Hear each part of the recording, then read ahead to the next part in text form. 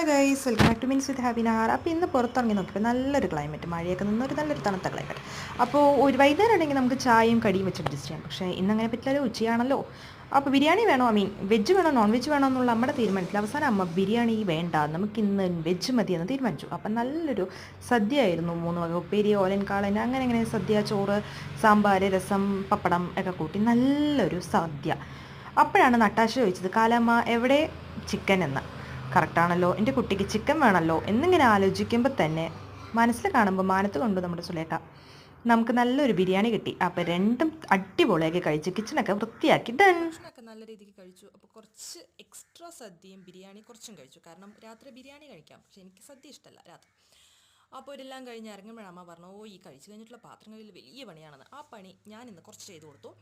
അപ്പോൾ അതൊക്കെ കഴിഞ്ഞു. അപ്പോൾ ഇതിലെ ബിരിയാണിയാണോ സദ്യയാണോ നിങ്ങൾക്ക് ഇഷ്ടം, നിങ്ങൾ കമൻറ്റ് ചെയ്യണം. എൻ്റെ അടുത്ത് ഏതാണ് ഇഷ്ടം എന്ന് ചോദിച്ചാൽ, അഫ്കോഴ്സ് ഫുഡ്